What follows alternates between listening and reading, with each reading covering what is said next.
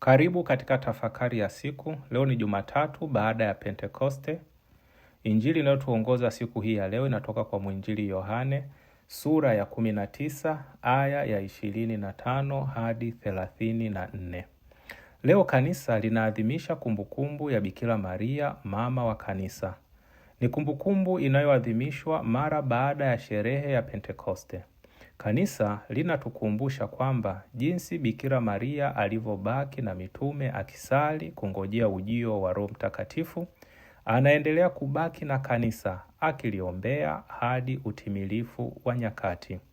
Na ujumbe wa leo ninaotafakari nanyi ni huu: mama wa kweli hamkimbii mwanaye.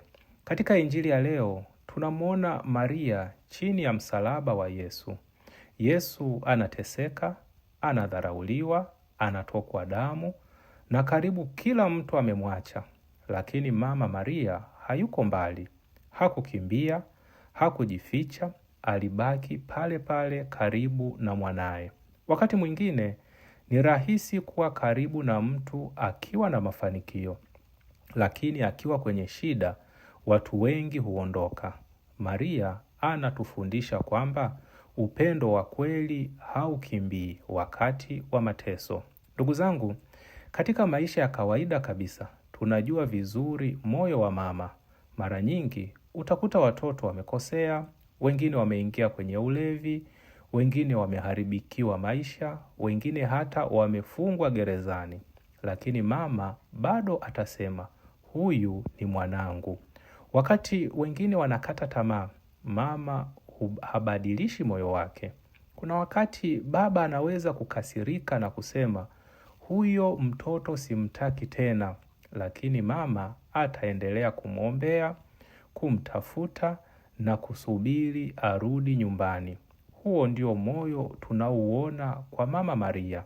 Na kwa bahati nzuri, Yesu alipokuwa msalabani alisema, tazama mama yako. Kwa maneno hayo, Yesu alimpa Maria jukumu la kuwa mama wa waamini wote. Hivyo leo tunaposema Maria ni mama wa kanisa, tunamaanisha kwamba sisi wote ni watoto wake wa kiroho.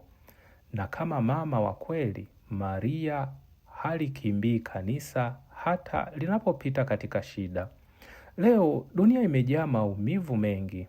Wapo vijana waliopoteza mwelekeo wa maisha, wapo watu waliokata tamaa kwa sababu ya umaskini, wapo wanandoa wanaopitia migogoro, wapo watoto wasiokuwa na malezi mazuri, wapo wagonjwa na wenye huzuni mioyoni.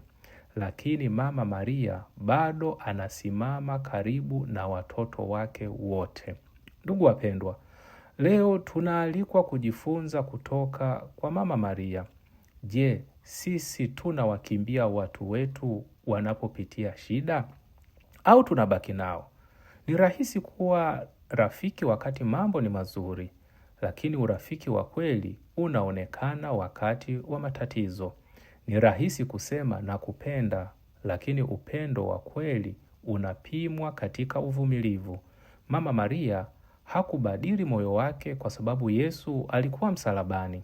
Alibaki mwaminifu mpaka mwisho. Kuna mfano mmoja wa kawaida. Mtoto akiumwa usiku, mara nyingi mama ndiye anayekesha naye hospitali. Mama anaweza kukosa usingizi, akachoka, hata akose chakula, lakini haondoki karibu na mwanaye. Hivyo ndivyo Maria alivyosimama chini ya msalaba. Leo tunapomkumbuka Maria, mama wa kanisa, tuombe neema ya kuwa na moyo wa kimama katika familia zetu na jumuiya zetu, moyo wa kutokimbia watu wakati wa shida. Na kama leo kuna mtu anajisikia ameachwa, akumbuke jambo hili: una mama wa kiroho anayekusimamia mbele za Mungu, ambaye ni Bikira Maria. Basi leo tusali: E Bikira Maria, mama wa kanisa, asante kwa sababu hutukimbii katika majaribu na mateso yetu. Tufundishe kupenda kwa moyo wa kweli, kubaki waaminifu kwa familia zetu na kuwasaidia wale wanaoteseka. Wafariji wote waliovunjika moyo, walinde watoto na vijana wetu na utuongoze siku zote kwa mwanao Bwana wetu Yesu Kristo. Kubariki na kukulinda Mungu Mwenyezi, Baba na Mwana na Roho Mtakatifu. Amina.